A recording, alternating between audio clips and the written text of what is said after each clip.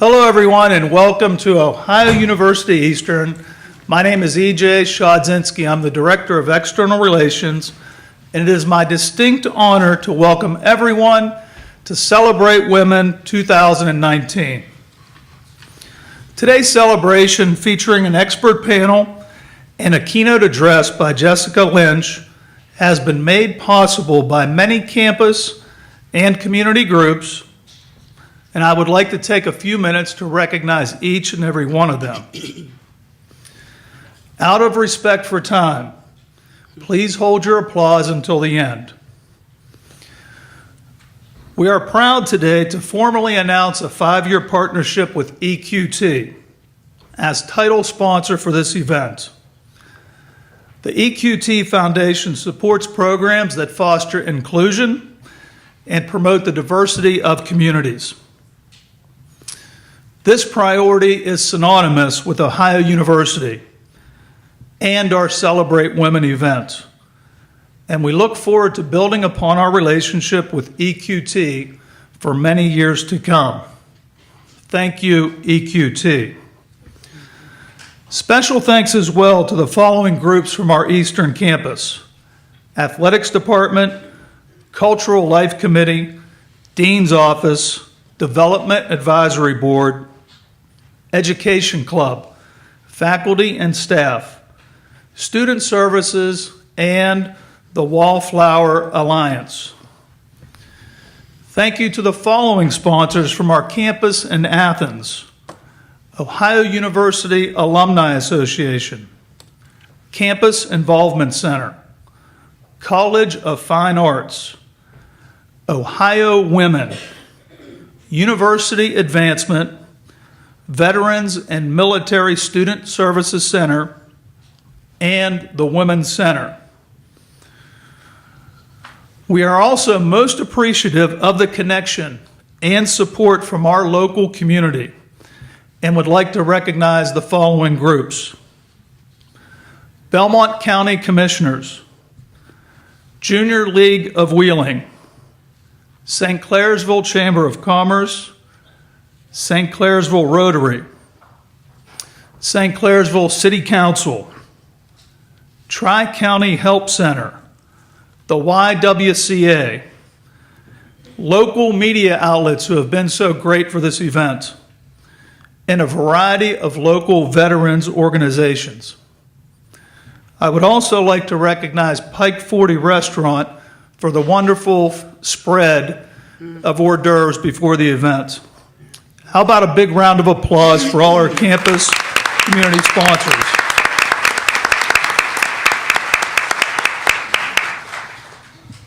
I would also like to recognize two particularly strong women who are here with us tonight, and I am fortunate to be able to celebrate each and every day: my wife Lori and my daughter Jana Lou.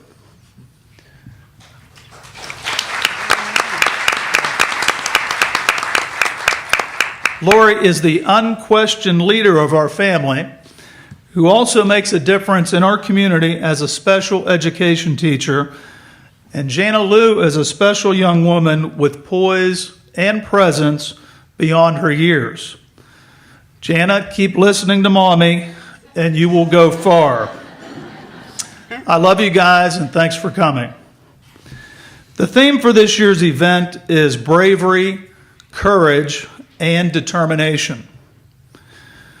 With this thought in mind, I would like to gently step out on a limb and recognize the men who are here with us tonight.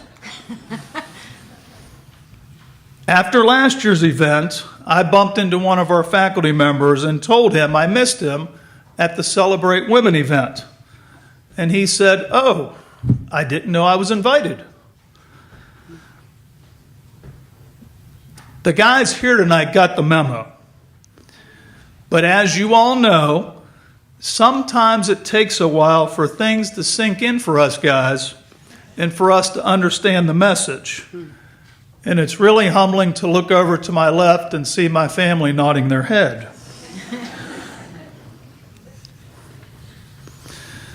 This amazing event has come a long way in a few short years, but we still have far to go. I can envision a day when the theater is too small and we have to move this event over to the gymnasium. But for that to happen, and rightfully so, we will need a diverse crowd of women and men of all ages and groups to participate. So everyone, please help us spread the word that men are welcome as well.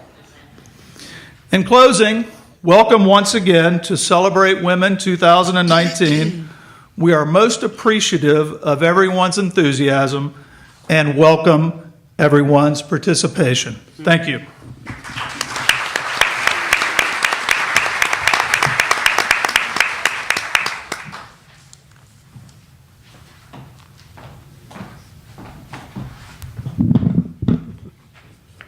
Good evening. My name is Sarah Mahan Hayes, and I'm a faculty member here at Ohio University Eastern and a representative of the Cultural Life and Diversity Committee. And I would like to welcome you all to Ohio University Eastern as well for our annual Celebrate Women event. We have the privilege of hearing the stories of Amy Gamble, Loma Nevels, Stephanie O'Donnell, Vivienne Padilla, and our keynote speaker, Jessica Lynch.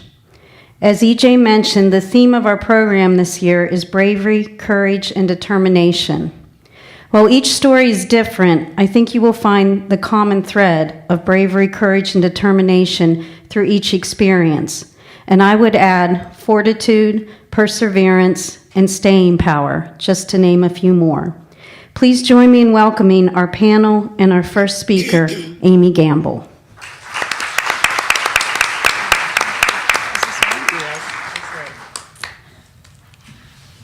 It's already on. Okay, great. Wow, I'm so happy to be here tonight, and I'm really excited to be able to share a little bit about my journey with you. I work currently as the Executive Director of the National Alliance on Mental Illness in Greater Wheeling. We focus on education, support, and advocacy.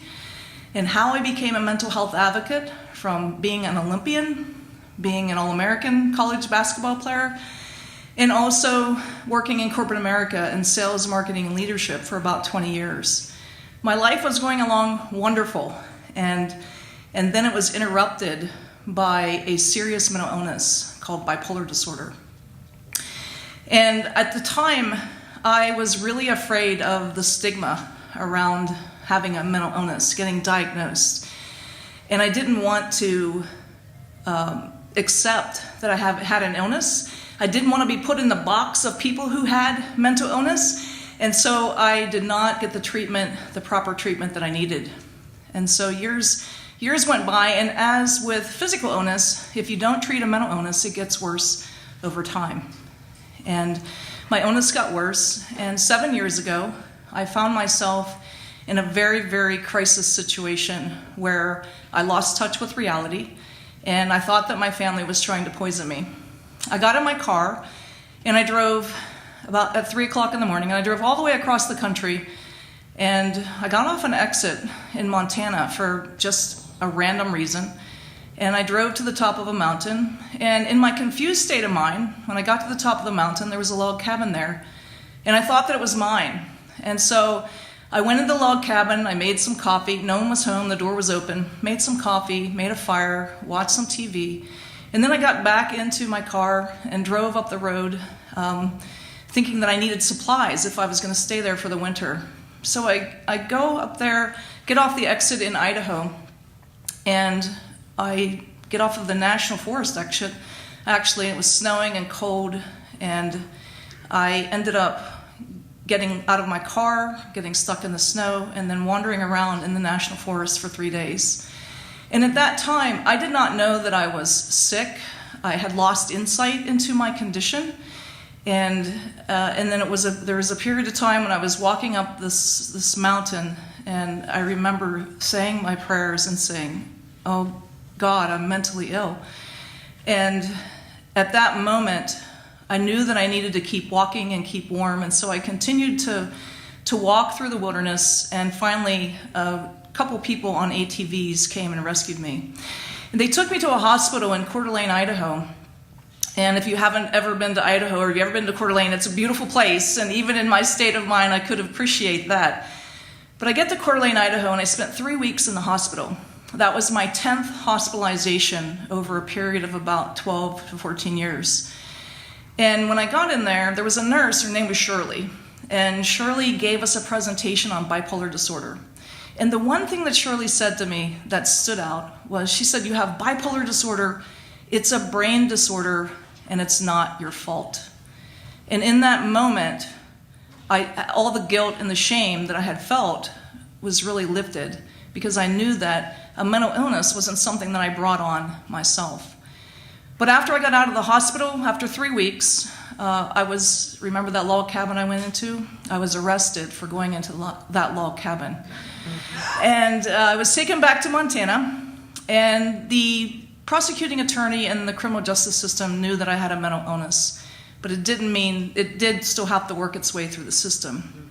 So I sat in that jail cell, and for 3 weeks I journaled every day, because if you've never been in jail, there's nothing to do in jail.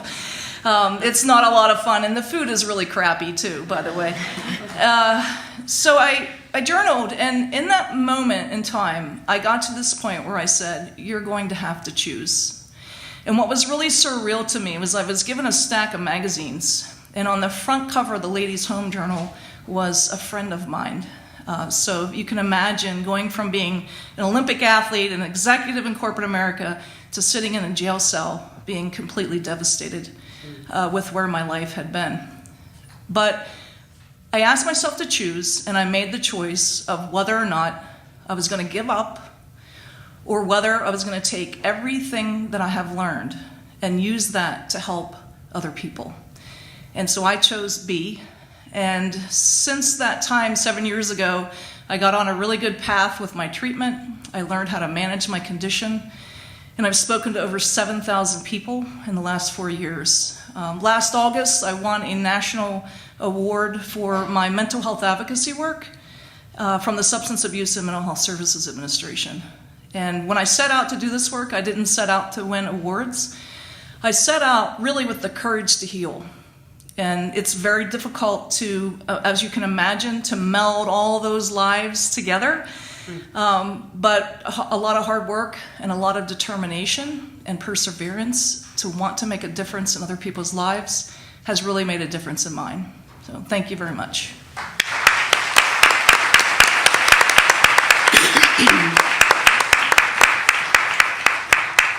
Okay, well, you already know my name, but you don't know my age, so I'm 70 years old. So my topic was racial obstacles. And being 70 years old, I've had a whole bunch of them. So you don't have time to hear all of them. So I will just tell you about one or two. Having retired from the City of Wheeling Water Department on December 31st, 2014, 31 years and 8 months, and I was never late, and I love saying that part. But a number of times I was called the N-word on the phone, in the office, and from customers. So, yes, I got tired of taking it. However, arguing and fussing and cursing between two people is not solving anything. And everything that I've ever done, I'm still a fan. I want to win it. I'm in it to win it. So this is what worked for me. What stands out is an elderly gentleman come in. We had shut his water off for non-payment. He was cursing and screaming. He had his checkbook out and this and that. The others in the office were afraid and whatever, and I don't ever panic. So I walked up to him and I said, if you want to go to jail today, you can. But if not, I suggest you fill out your check and let us turn the water back on. To shorten the story, he said, I don't know why I have to pay for it because it's God's water anyway. I said, yeah, you're right. I said, and if you're going to heaven, if that's where you're going, you don't have to pay for it up there. But down here, you have to pay for it. So He filled out the check. Then he said, so I guess it's not going to be turned back on until tomorrow. I said, no, sir. If you go back home within an hour, I can have it turned on within an hour. I didn't have to be there when you turned it off. I said, well, water that's off doesn't run. But you have to be there. Okay, I'm going home. So that's how I chose to handle that. Not to curse this elderly gentleman that was going through something and not treat him with respect, regardless of what he called me, because I can get over it. I carry it on my shoulders where it can be knocked off. Or I carry it under my feet and I wear a size 10 shoe so I can stomp it off. The second and the last one is, most people know I ran for city council in 2016. It was 4 people and me in the ward that I ran. The other wards, there were only 2 people. One of the people running in the ward said, I just ran to be running. I knew I wouldn't win. Well, I'm in it to win it. So, however, on the day of the election, I lost by 8 votes. On the canvass 2 days later, I lost by 5 votes. Now, I really smell, you talk about smelling something in Denmark, I was smelling something in Wheeling, West Virginia. So, my husband convinced me to get a recount. I said, I'm not paying for anything. It was a free election. Why would I pay for the recount? He said, well, I'll pay it. So he did. And then I lost by 4. So I ran for an election and lost. I could handle that. I couldn't handle the 8, 5, and 4. But why would I go and ask them to look into it when they're the ones that put on the election? And I worked the polls for 27 years. I just didn't work that year. So the point is, you don't get everything you want in life. Everybody does not treat you the way you want to be treated in life. But I can tell you this, it's never right to do wrong, and it's never wrong to do right. And I have 2 principles that I live by, and if anybody got a question, because I have 3 minutes left. So if anybody got a question, I will apply my answer with my 2 principles. Thank you.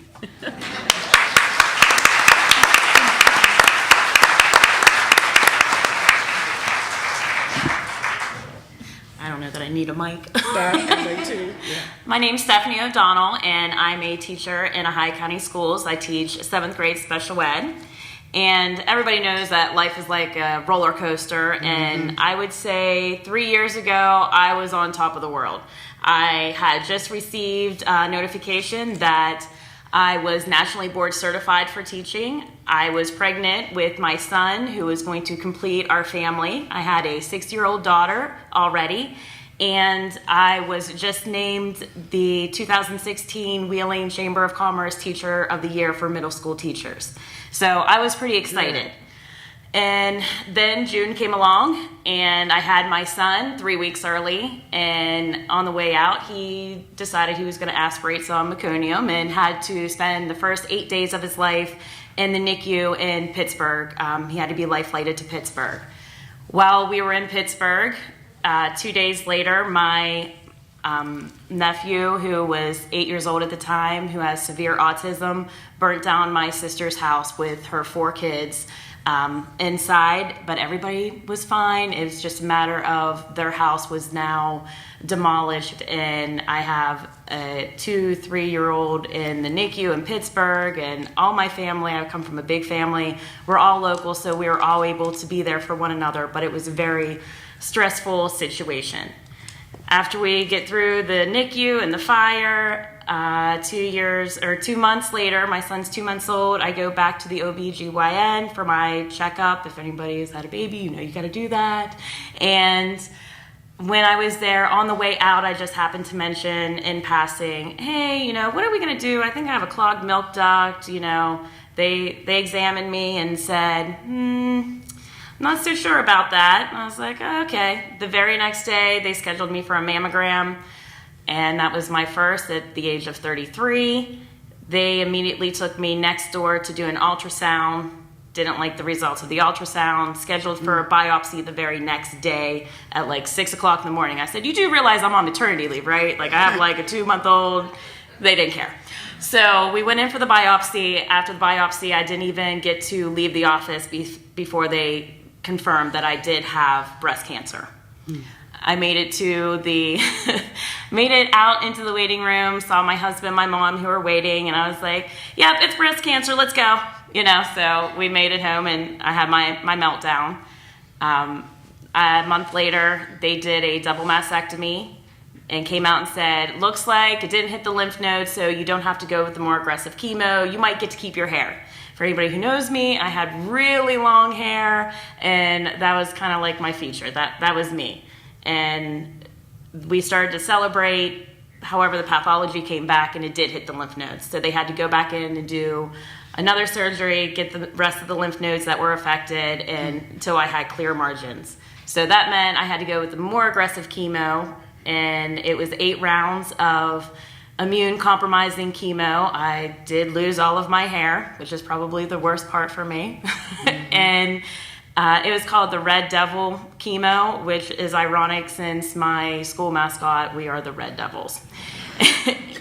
And with that, it was a week before my last immune compromising chemo, and Sunday will mark 2 years that I was met at my sister's house by 2 sheriffs who informed me that my husband had committed suicide. So I have my 6-year-old daughter and my not yet 10-month-old son, and getting ready to celebrate my last immune compromising chemo. I still had to do chemo for another year after that, but it was pretty traumatic, and I thought, okay, this has got to be rock bottom. And you still put one foot in front of the other and you continue on your way. I was not able to have tissue expanders put in when I had the double mastectomy because my cancer was so aggressive. So I had to wait until a year ago. It was February of 2018 where they had to do a deep flap surgery where at least I got a tummy tuck out of the deal, because they have to take your stomach and your fat and can reconstruct breast out of them. And after 4 days of being in the ICU and covered in leeches, medical leeches, they decided that the non-cancer side was not going to survive. So back into surgery I went. They removed the left breast again and put in the tissue expander. They could not do that on the right side. Thankfully, that side was okay, but I also had 35 treatments of radiation, and so there was no chance, if it would have failed on the right side, that they could have done anything with that. So we did the tissue expander, expanded it, went and had the implant. I had one other surgery for reconstruction where they do some lipo and inject it up top to kind of round it out. And I am hopefully having my last reconstruction surgery this Monday. And on Tuesday, I finally get my port out after 2.5 years of having it in. So that's my story, my little journey through the last 3 years. And anybody who knows me knows I kind of wear a bracelet during tough situations. I usually have 2.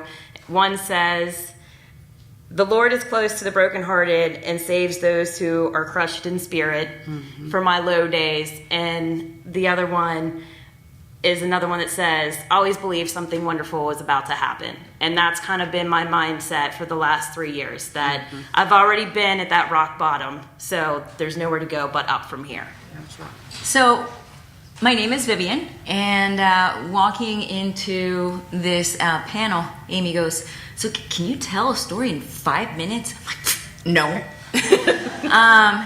Especially following these 3 stories. So when this project came about, my friend Claudia said, "Oh, I spoke with my friend Anne, and I recommended you. You'd be great in this panel." And she said it's, women overcoming obstacles. And I'm thinking, oh, professional women, yeah, okay. Professional obstacles, okay. She goes, they want the point of view from a Hispanic woman. Oh, okay. Then I see that there's a poster, and Jessica Lynch is there, and Amy Campbell is there, and Loma Nevels. And I'm thinking, oh my God, my obstacles are not that level obstacles. They're just tiny obstacles. So I said, Claudia, what the heck did you get me into? And she said, well, you're Hispanic and Wheeling. That's going to count for something. So I said, for those of you that don't know me, I was born and raised in Puerto Rico. I came to the United States to attend the University of Notre Dame in South Bend, Indiana, where I majored in industrial and graphic design. Industrial design is a male-dominated field where I was the only woman doing most of the work. And by the time I was a senior, I took the Industrial Design Society of America Student Merit Award. But to get there, I had to fight along the way. And it was peculiar because just recently I went to see Captain Marvel, the movie. And I was not a girl that was into princesses. I could not relate to them. But Wonder Woman was the shiz for me. I thought, that I can relate to. She fights back. And then Captain Marvel switched from being a dude to a girl.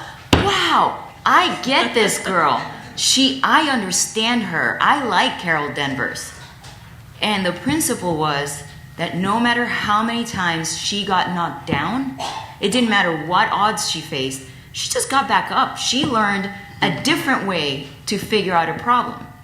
And that was one of the things that actually one of my professors always said he liked about me, that it didn't matter how many times I tried.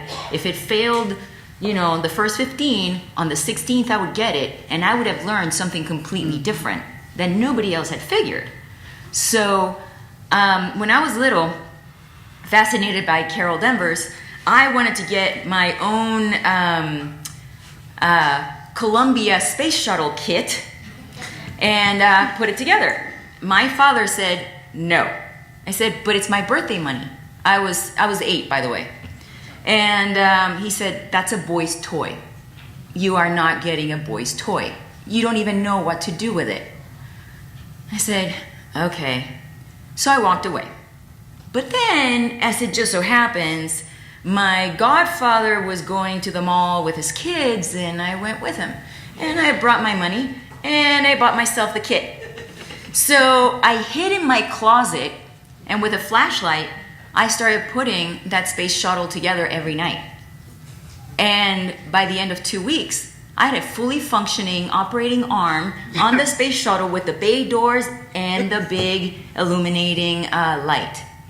And when I set it out on the table, I said, look what I did. And he said, where did you get that? And I said, I built it. And he said, no, you didn't. And I said, well, here's the garbage from it. I didn't know where to throw the paint. So my dad is very anal about that kind of stuff. So he had to dispose of the paint properly. And he was shocked. So he stopped questioning what I could do, because he knew that if I wanted to do something, I would do it. I had other obstacles going on at the same time. And Amy, you can probably relate to this. My mom and my sister are both bipolar. And in Puerto Rico, you can treat anything but mental illness back then. And my mom was just peculiar. She was, just interesting, but never really called out for what she was. She had mental health issues. So she would take out a lot of her anger and frustration on me because I was quiet, because I went about doing my own business, and it really frustrated her.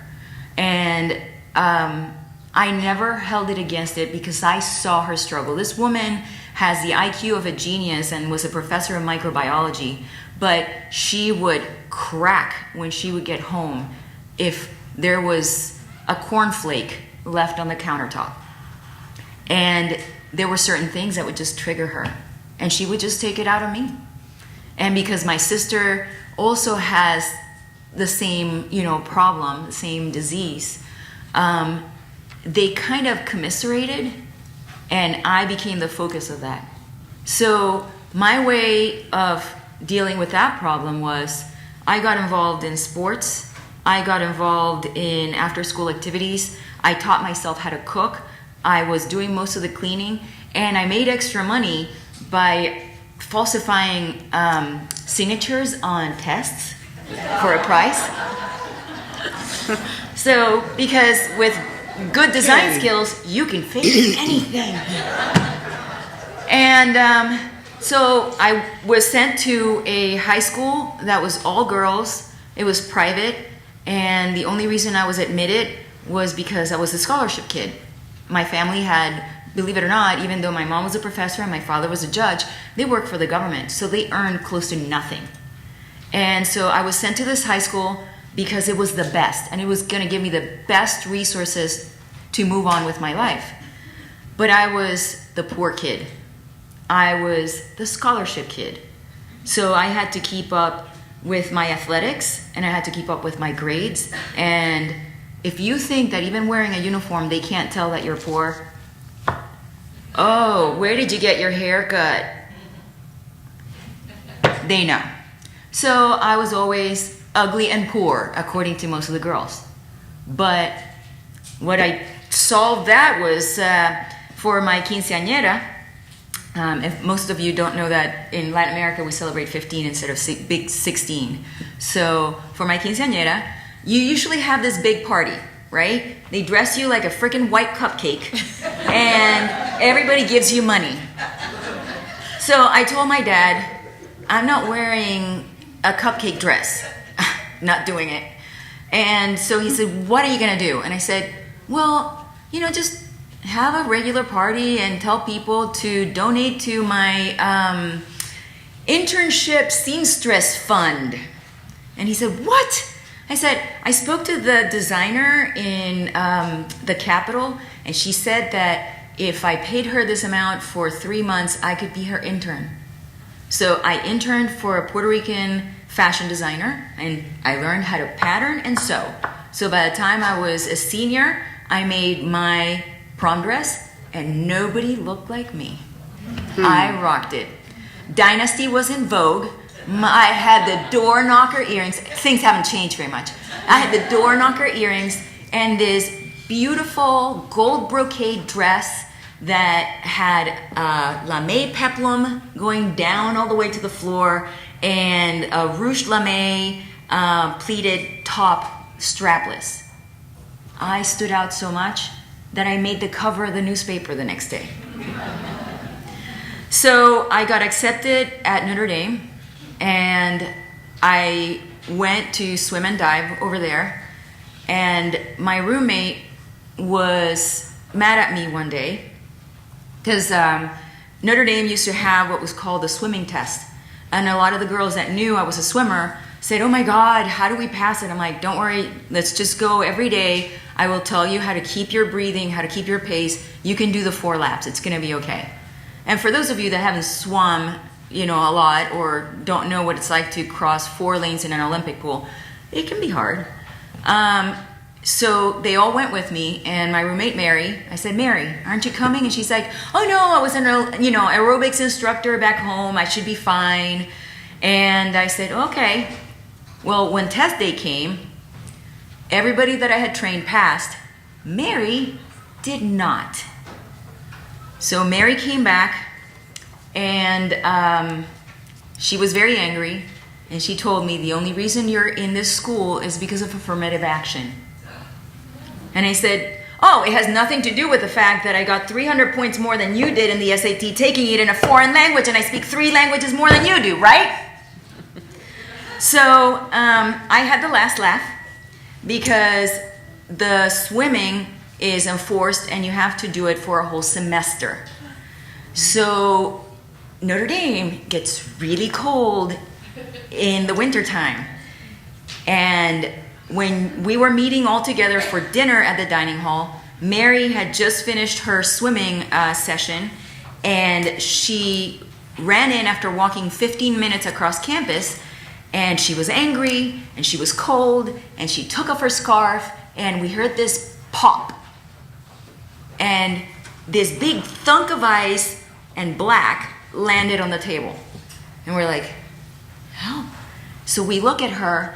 Her hair had frozen to her scarf, and she snapped a huge chunk of her hair from the back of her head. And thank God it was the 80s, and you could do those crazy hairdos where short was in and long on the other side, because her hair was gone. She could have prevented it if she had only gone swimming with me. But anyway, so I guess the conclusion to all my little stories are that it doesn't matter what you face, because a lot of you, I'm sure, are just like me. You don't have these incredible, momentous obstacles in your life, but the little ones that you do have, you figure out a way to get up and keep going. And this is what most women do.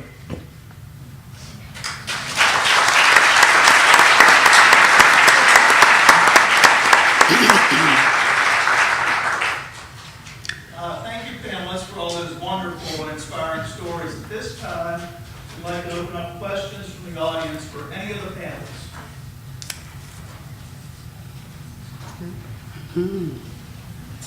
We must have been that good. Go ahead. Vivienne, I know you talked about your upbringing, but could you talk a little bit more about what your culture came into play to become the person that you are today? How your culture? Yes. I was raised by really strong women, and even though in a lot of Latin America it's male-centric, you know, the macho culture, both of my grandmothers were ahead of their time. I had one grandmother that could horseback ride, swim, sail. She spoke 5 languages, and she was the first of 2 women to be accepted into the medical school in Puerto Rico. And during the summers, I would stay with her, and she would never let what my dad would say to me, because he meant well, but a man raised in that kind of macho culture tends to always say, you can't do that, you can't do that. And she would always say, why the hell not? So that was my attitude. And, you know, I mentioned that I had this professor that said that I could figure things out. Well, he always said, you never get as frustrated as the other guys. What's the secret? And I said, they've always had it easy. Everybody always thought they could do it. They never thought I could do anything but look pretty, sit up straight, be the perfect hostess, which I failed miserably at that, by the way.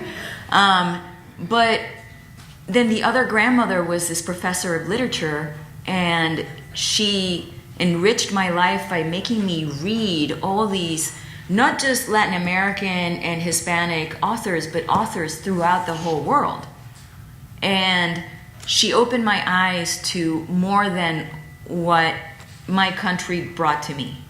But at the same time, Puerto Rico has been voted to always be one of the happiest cultures and nations in the world. Anytime there's a survey on happy people, Puerto Rico makes it onto, you know, that group. And I think it's because, in general, even my mom, when she was at some of her darkest points, she could still be freaking funny. And you have to look at everything with a good sense of humor. And like I told Ron before, there's always a reason to have a party. And that's the motto in Puerto Rico.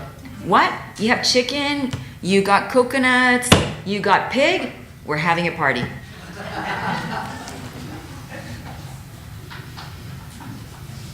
Yes, go ahead. Amy, if you had to give advice to anyone in this room that may have a family member or know someone close to them that is struggling with mental illness of some sort, what would be the one thing you would want any of us to know? That's a tough one. Yeah. Well, I will also tell you that my mother and one of my sisters has bipolar disorder too. So I've been the person that has sat in every chair and been the person pleading with that other individual to want to get help. So my biggest message would be to say that never give up encouraging people to get the proper help and treatment, and that help is available. And that if we are persistent in finding the right treatment regimen, people can recover and live I live a really normal life, actually. So it's really possible, and it's really important for parents to know that young people need to get help as soon as the symptoms first start to appear, and not wait until it gets to a stage 4 mental illness with the consequences of homelessness, joblessness, incarceration. So that's the real key, I would say, for parents to get your kids treatment early, and for those who are struggling with their loved ones who live with mental illness to just never give up hope and to keep pushing them to get the help they need.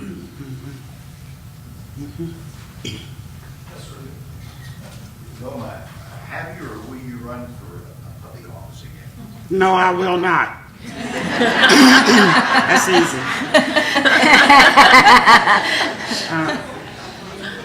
I mean, I know that's a short answer, but it is the most honest answer I can give you. I will not go down a path that I didn't see it coming, that 3 of the extra people ran so that I would not win. Had they not run, I would have won. But I didn't know that. And then they painted my picture blacker than what I am. I think I'm paper sack brown color. Not really that black. But they painted the picture black and put KKK next to it. And this was about 2.5 weeks before the election. So Channel 9 and Channel 7 and the Intelligencer and the News Register could not understand why I wasn't upset.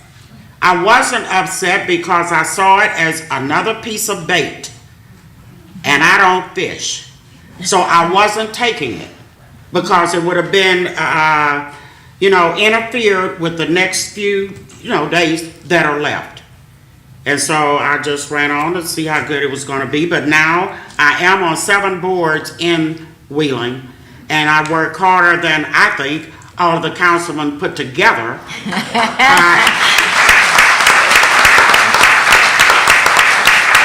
And on the 7 boards that I'm on, I hold an office on each one, and 4 of them I bring the color to the board because I'm the only black female there, and that's a good thing to me.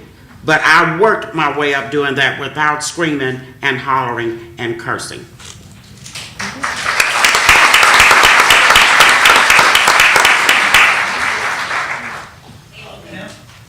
I have a question to ask for you for people out there. You have a normal child and then all of a sudden things go completely off the line. Mm-hmm. What are the signs that maybe we should have seen or people should be watching for like a mental illness? Mm-hmm. That's also a really good question. There are typical signs and symptoms for depression and anxiety that are really common. Things like fatigue, being unmotivated, losing concentration, sleeping too much or too little. With anxiety, it can be everything from having racing thoughts to not being able to sit still to having panic attacks where you're breathing really hard or it's affecting your heart. Sudden change in mood. So someone who's been in a very pleasant and then all of a sudden is very sad or withdrawn. Isolation is another key component to that. I would encourage everyone or anyone, if they think that their young person is experiencing signs and symptoms, to go to mentalhealthamerica.net, and you can do a mental health screen on any number of different conditions. There's also a youth test on there, and it's completely anonymous and it's free, even better. So it's mentalhealthamerica.net, and there's a lot of really good information on that site too. I have another question. If you have somebody in that situation and where they're doing well, are they coming up with new treatments or new medications? And what is if you're in a stable area, you don't want to hold them back, but they could be doing better. So when you decide to kind of switch medications, is that sort of up to your doctors or they're trying new treatments? if they're doing? Switching medications would be if it wasn't working.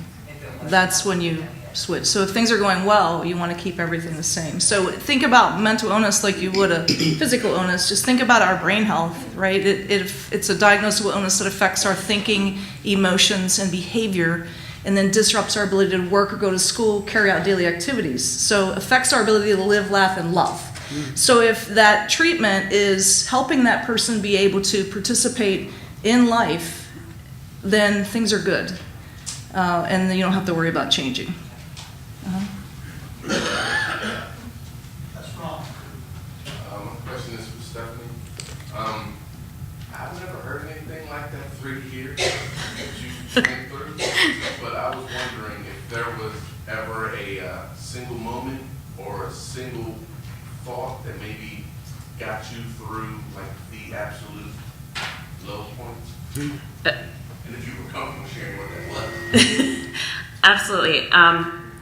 I just remember being at the services for my husband, and because of the nature of his suicide, he was cremated, and I'm standing 2 days after my last chemo, and I don't know if you know of anybody who's gone through the chemo and they have to get the Neulasta shot afterwards. It pulls the white blood cells from your bone, so every bone in your body hurts, and the more times you get that shot, the worse the recovery is from that. And I could barely stand being at his services and just thinking, I am so glad I don't actually have to see him right now, and thinking this has got to be the lowest point in my entire life. And like I said, it has only got to go up from here. Knowing, I had my 10-month-old son who was starting the stages of walking. So my husband Eric got to see him, see his first couple steps, and then he was walking, crawling at the services, and thinking, okay, how am I going to explain this to him when he's older? But you know what? It doesn't matter, because this is the very lowest that I'm going to be in my entire life. I think it's just a mental state of saying, this is it. Nothing else can happen. No matter what else happens in my life, this is the bottom. And just going up from there. Like I said, I wear the 2 bracelets a lot, and saying, always believe that something wonderful is about to happen. And with that, everything that was being, breast cancer on itself is very difficult to deal with. But at the same time, I was stage 2B, and the only reason we found it was because I was breastfeeding and thought it was a clogged milk duct, or else they said it was so aggressive they never would have found it. So believing something wonderful will happen. I had my son, and he was actually the miracle that found the breast cancer to begin with. So no matter what, that being at the services, watching everything was going, I was kind of like outer body, seeing everything and knowing that's it. That's the very bottom I'm ever going to be in my entire life.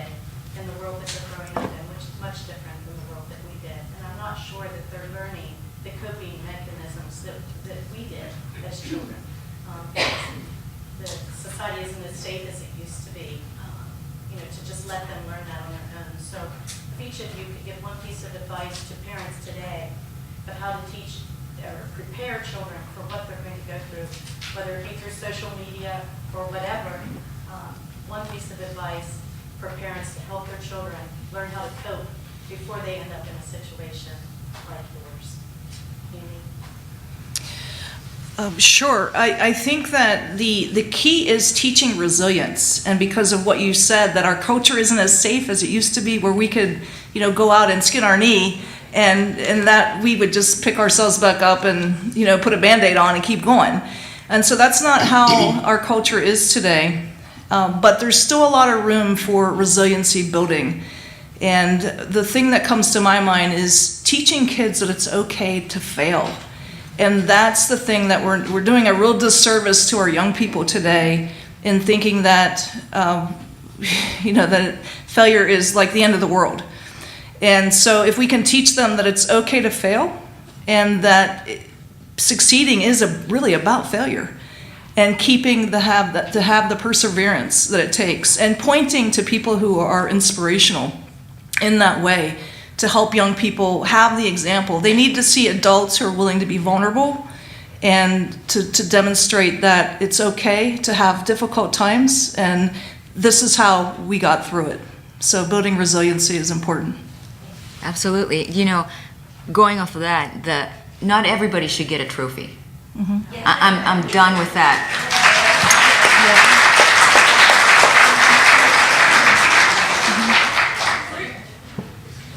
Am I next? Sure. Oh, okay. We can conquer all of these problems by letting, excuse me, parents be parents and children be children. The roles have been swapped, and the children tell the majority, the number is too big. The children tell the parents what to do. The parents have a fit, but they do it. So all we need to do is go back to when we were raised. And we didn't curse our parents. We didn't tell them off. We obeyed them, and we turned out all right for it, I think. But today is totally different. It has nothing to do with the times that we live in. A parent should be a parent, and a child should be a child.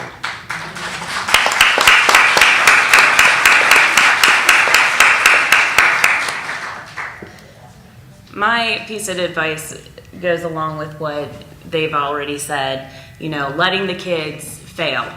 My daughter she's very smart, she's very talented, both with softball and with dance, and there's competitions where I'm like, man, I hope she loses, because she needs to learn how to lose. So there's honestly been situations where I've kind of set her up and to let her know what it's like from that other perspective, because you can't go through your whole life not being able to be a good, for lack of a better term, be a good loser, to know what it's like to have your teammate beat you in a competition, and, you know, being a good sport. So I'm struggling with that with my daughter currently, who's now 8, and letting her know you're not always going to be the best at everything. And I can't take away from the fact that she's very competitive, just like me, and she wants to be number one, and sometimes that's a good thing, and she does work her little butt off to be the best, but knowing sometimes your best is not always good enough. So letting her fail at some things and being able to cope with it, because I didn't go into it, but my husband was undiagnosed bipolar, and my daughter has now been diagnosed bipolar. They wouldn't diagnose her after everything that had happened, because they're like, oh no, it's been too traumatic for her. She's not bipolar. You've got to give it some time. I'm like, listen, from the time she was 2 or 3, it was either Abigail or Crabigail. I mean, it was very, you knew whether it was going to be Abigail or Crabigail for the day. And she is now being diagnosed as being bipolar. And I think you can see it from a very young age. So just keep an eye on it and letting them know it's not your fault. It's something that happens. You can try to treat it with medication. And if you get it as something that is just something that's normal when they're younger, I don't think it'll have quite the stigma when they get older and not wanting to be diagnosed and take the medication when they're 16, 17 years old, because that's exactly what happened to my husband. And looking back now, that was not his first attempt at suicide.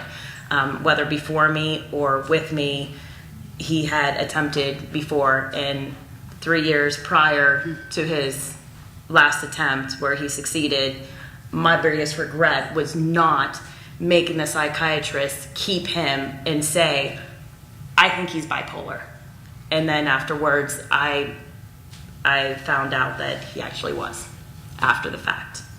So if you're struggling with thinking that somebody may or may not be, let them be mad at you and take them and get that mental help. Well, one of the things that I think is important is we were raised with parents that were in no hurry to be our friends. They were our parents. That's right. My grandmothers were role models, but they were not my pals. They would tell me how it was. And I I think that parents do their kids' homework, they micromanage everything, and I think if you let your kid find their way, they will find the right way for them. My daughter just decided to take pole vaulting. Jesus, I don't even know how you'd even start doing that. But she wanted to, and I said, all right, how much is it gonna cost? What does it entail? Are you prepared for whatever you need to do? So she did her research, brought me the information. She took it on. She knew where she had to be, what she had to do to train, and how she needed to get ready. She had to do it. By putting things on them, they take ownership of their lives and pride in what they do. Because a kid that gets everything handed to them, I mean, look at this campus, scandal with Lori Loughlin's daughters. They thought it was hilarious. I'm on social media, I don't even go to class. My parents paid for me to get here. Really? There's no appreciation. Because they didn't have to work for it. If you make a kid work for it, they appreciate it. They become more self-reliant, more independent, more aware of what's around them. My daughter, I trust her to be in the roughest situations. And it's because she knows how to handle herself. And I don't try to overprotect her. I don't try to cuddle her. And my son is the same way. He's studying abroad in Amman, Jordan, and I say a prayer every night. Lord, please keep him healthy, keep him safe. But he knows. He figures his way around. And she's doing the same thing. I had a story during the race riots. My daughter was being told, go back across the border, go build the wall. And she said, don't be an ignorant jagoff, okay? If you're gonna be a racist, at least get my ethnicity right. I would have to swim to where I have to go back to. She wasn't scared. Most people would like, oh my God, he talked to me that way. No, she stood up for herself. Yeah, we have time for one last question. I'm curious what the role of faith has been for all of you. And I know that you had mentioned when you indicated the scripture verse that you have on one of your bracelets. So maybe we can start with you. I would have to definitely, for anybody who's lost somebody, whether it be a husband, wife, mother, father, I really found a lot of help from Grief Share. I know the Vineyard is where I went, and I know that there's different places where you could go do that, and that has totally changed my faith. I used to be Catholic, and now it's non-denominational based on my experience and what happened in my life, and just getting back to how wonderful things can be even when awful things happen to you.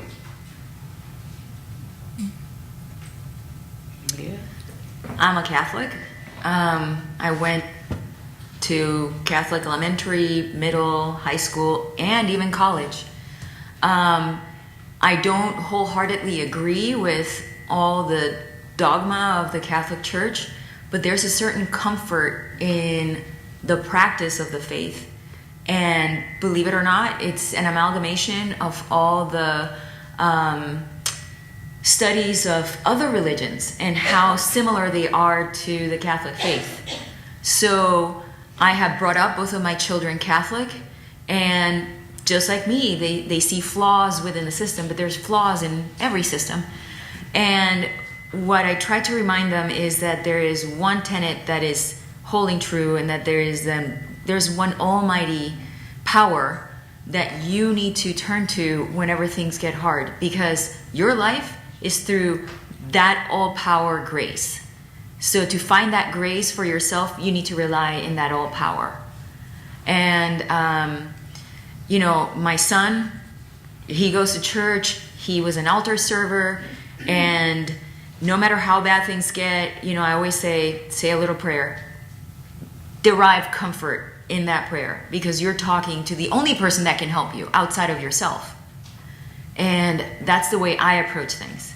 Yeah, I rely on myself, but there's that other backup plan that I have, and it's comfort.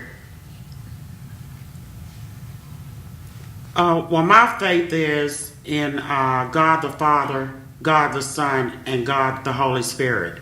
And without the Lord Jesus Christ in my life, I would not be here and not be able to do the things that I do. So in the past at least 41 years straight, I have missed 11 Sundays going to church. And the reason I missed them is I was in Ohio Valley Medical Center in 1999 with the right knee replacement, and 2007 with the left knee replacement. and I refer to them now as my retread knees. And so I've read the Bible all the way through 3 times. I have not memorized it, but what I need to know when I'm doing what I am today and whatever, the Lord brings it back to me. So he says in the Bible, to whom much is given, much is required. And sometimes I ask him, so you want to have me do this? I'm getting old and tired. He said, well, where does your strength come from? So I shut up. And the other one is because of racism and the racial obstacles that I face. They're not every day, but they're more than I would have them to be. The other scripture is, be ye angry and sin not. So you can get upset. Some people, that's why they have a rough time, because they're so upset that they do some things that they wish they would not have done. But if you get angry and just chill a minute and then tell the truth, it's okay. It gets better with time. I would say that I believe in mind, body, and spirit. And I will tell you that after I had spent the 3 weeks in jail in Montana, a couple years later after I'd recovered, I became a chaperone for a group of high school students that went to Europe. And so we were going in the Vatican, and we came upon the prayer wall, very famous prayer wall, with a picture of St. Peter, and he was holding a key of truth. And so in that moment for me, very powerful moment spiritually, was the sort of message that if I could be honest and truthful, keep my faith in God, that everything was going to work out okay for me. And so I believe that I'm actually here today because of my faith, and I always told my mother that's the greatest gift that she ever gave me.